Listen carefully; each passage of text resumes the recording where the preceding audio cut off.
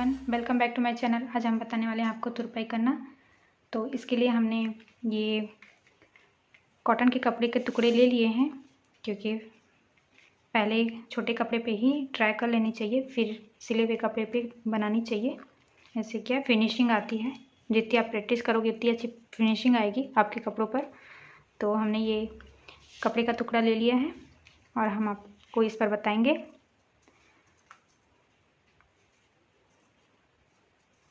तो इसके लिए हमने ये नीडल ले लिए हैं, इसमें से हमने 0 नंबर के नीडल निकाल लिए हैं। आप जितना शार्प नीडल यूज़ करोगे, जितनी पतली नीडल यूज़ करोगे, उतनी ही फिनिशिंग आएगी आपकी तुरपाई में। तो इसके लिए हमने ये 0 नंबर की सुई निकाल ली है और कॉन्ट्रास्ट कलर में बताएंगे।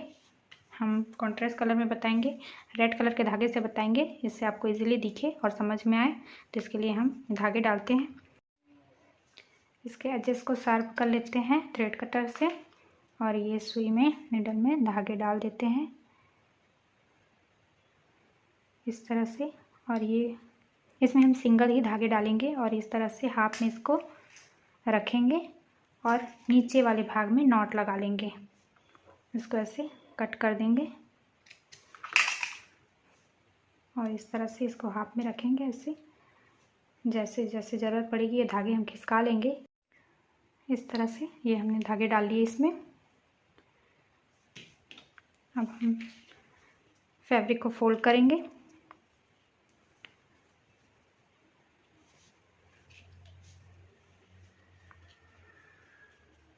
तो इस तरह से 1/2 इंच पे फोल्ड करेंगे इसको, ऐसे नेल से इसको ट्रेस कर लेंगे ऐसे, इस तरह से।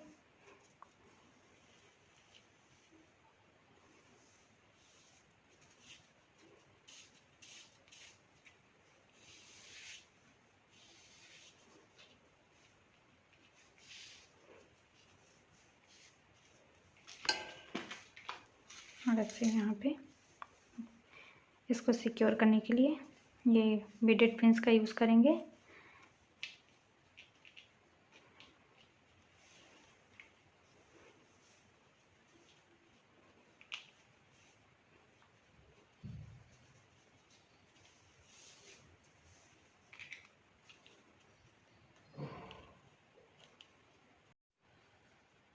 और यहाँ से इसको धागे को निकालेंगे।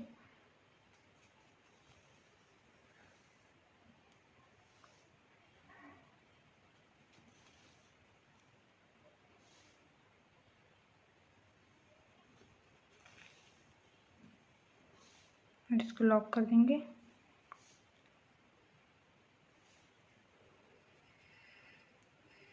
बिल्कुल थोड़ी थोड़ी सुई को कपड़े में से निकालेंगे। हमको उतनी ही कपड़े लेनी है जितनी कि ये कपड़े दोनों आपस में जुड़ सके।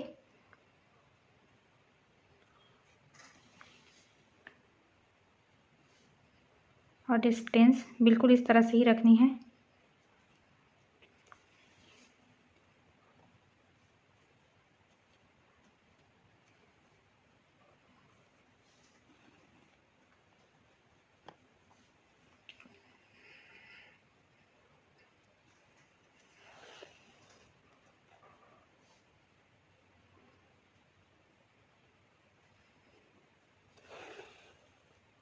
कपड़े के अकॉर्डिंग भी आप डिस्टेंस रख सकते हैं, जिसमें हमको ज़्यादा मजबूती चाहिए रहती है उसमें हम पास पास कर लेते हैं।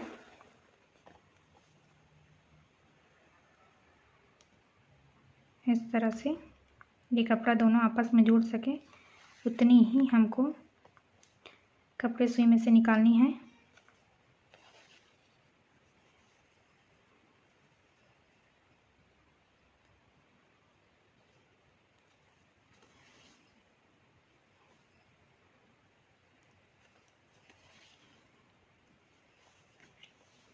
ये बीडेड पिन रिमूव कर लेंगे।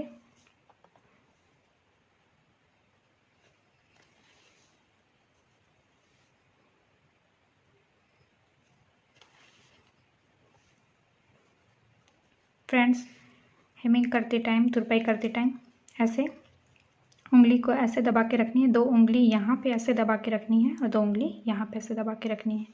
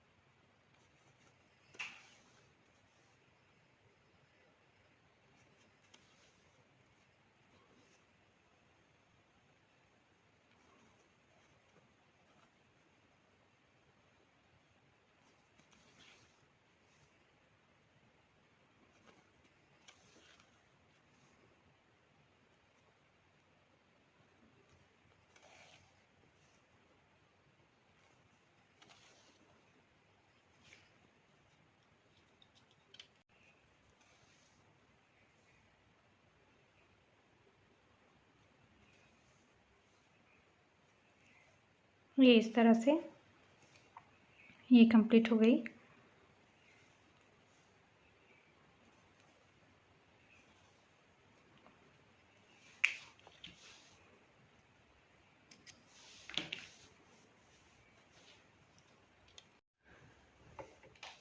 इस तरह से ये प्लेन हेमिंग है और ज़्यादातर इसी को ही किया जाता है। तो ये इस तरह से ये सीधे भाग में ऐसे डॉटेड दिखेगी, डॉट डॉट ही दिखेगी और सेम कलर के धागे में बिल्कुल पता नहीं चलती है। हमने कॉन्ट्रास्ट धागे लिए थे आपको समझाने के लिए, तो ये रेड कलर के धागे इसलिए दिख रही है। ऐसे ही डॉटेड दिखती है ये सीधे भाग में और उल्टे भाग में ऐसे दिखती है। तो इस तरह से तुरपाई की जाती है। और ये प्लेन हेमिंग है, ये प्लेन तुरपाई है और तुरपाई दो प्रकार से की जाती है और हम इसके बाद आपको ब्लेंड हेमिंग बताएंगे।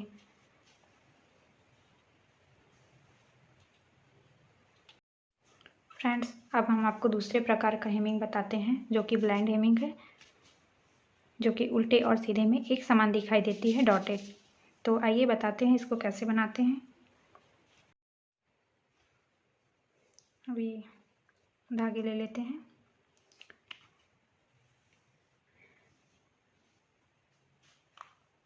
इसको भी सिंगल धागे से ही किया जाता है।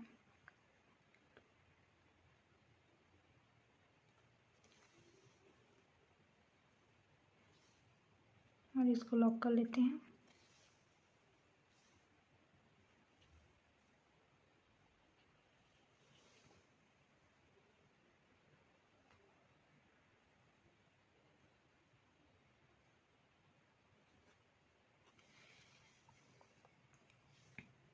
फ्रेंड्स, इसको भी उतनी ही सुई निकालनी है इसमें भी जितनी कि आपस में कपड़ा जुड़ सके।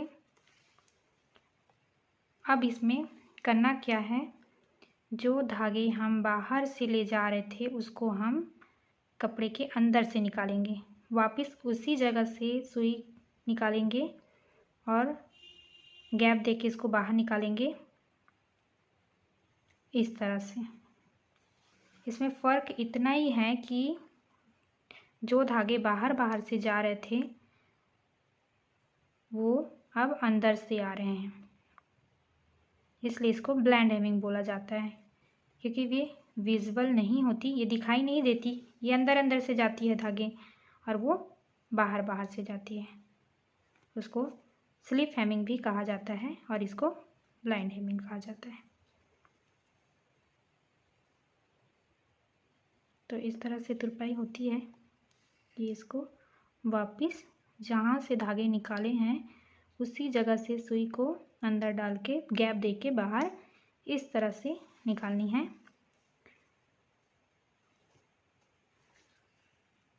और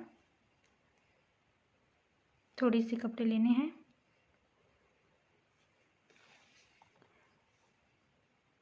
फिर सुई अंदर डालनी है और फिर आपस में जुड़ सके इतने ही कपड़े में सुई को निकालेंगे। ऐसे अंदर डाल के इसको फिर कपड़े के अंदर से गैप देके इसको ऐसे निकालेंगे। तो ये इस तरह से ये ब्लाइंड हेमिंग है। तो ये कपड़ों के अंदर से जाती है और इसको वापस ऐसे जितना आपस में कपड़ा जुड़ जाए उतना ही इसको लेंगे और अंदर से इसको गैप दे के निकालेंगे। सिंपल हेमिंग, सिंपल जो तुरपाई होती है उसमें धागे ऊपर से जाते हैं और इसमें क्या है, धागे अंदर से जाते हैं, इसलिए इसको ब्लाइंड हेमिंग कहा जाता है। क्योंकि ये दिखती नहीं है, ये अंदर से जाती है। और सिंपल हेमिंग में धागे ऊपर से जाती है। तो ये इस तरह से एक बार अंदर से इसको निकालेंगे गैप दे के बाहर और दोनों कपड़ों को जोड़ेंगे ऐसे सुई से, इसको ऐसे जोड़ देंगे और अंदर से निकाल देंगे। इस तरह से ऐसे करते जाएंगे इसको। इसमें टाइम लगता है इसलिए इसको ज़्यादातर कॉस्टली कपड़े पे ही किया जाता है और जो सिंपल हेमिंग होती है उसी को ही ज़्यादातर किया जाता है। ये बहुत कम होती है, इसमें टाइम लगता है। बाकी फिनिशिंग बहुत ही अच्छी दिखती है इसकी भी। अगर टाइम हो तो इसको भी कर सकते हैं।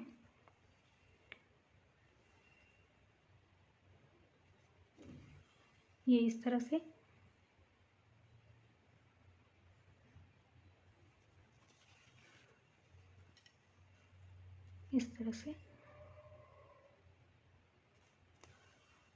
ये दोनों ही साइड डॉटेड दिखाई देती है, उल्टे में भी और सीधे भाग में भी। तो ये इस तरह से सेम दिखाई देती है, इसलिए इसको ब्लाइंड हेमिंग कहा जाता है। क्योंकि ये इतना शार्प लुक आता है, इससे पता ही नहीं चलता धागे कहाँ से आए और कहाँ से गए।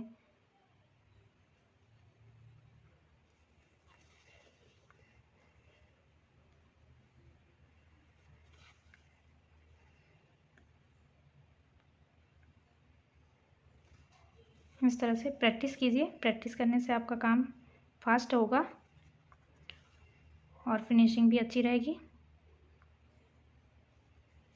और हमेशा प्रैक्टिस करने के लिए कॉटन का कपड़ा लीजिए अलग से और कपड़े के टुकड़े में ही ट्राई कीजिए, तभी आप बने हुए ड्रेसेस पे, जो तैयार ड्रेसेस हैं उस पर ट्राई कीजिए।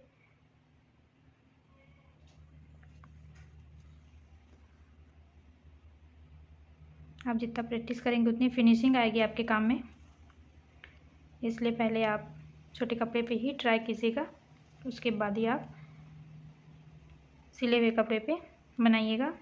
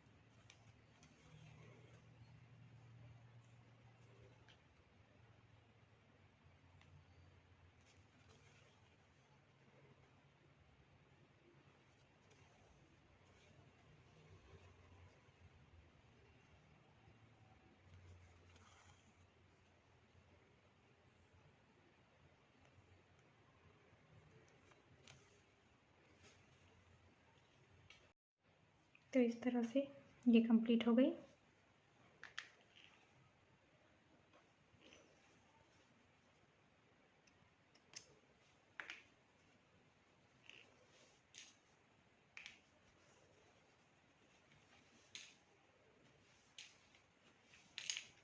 देखिए फ्रेंड्स, ये कपड़े का उल्टा भाग है और ये सीधा भाग है।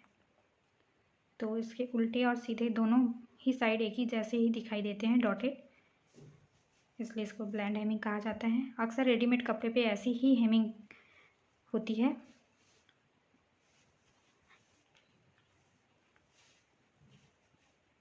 इसकी फिनिशिंग बहुत ही अच्छी आती है। और ये है हमारी प्लेन हेमिंग। ये हमारी प्लेन हेमिंग है, जो कि एक साइड विजिबल रहती है, एक साइड दिखती है उल्टे भाग पे और सीधे भाग पे डॉटेड दिखती है। और ये ब्लेंड हेमिंग दोनों ही साइड पे डॉटेड दिखती है। तो इस तरह से हमारे दो प्रकार की हेमिंग होती है, दो तरीके से हम तुरपाई करते हैं। और ये रहे हमारे दोनों ही प्रकार के हेमिंग। ये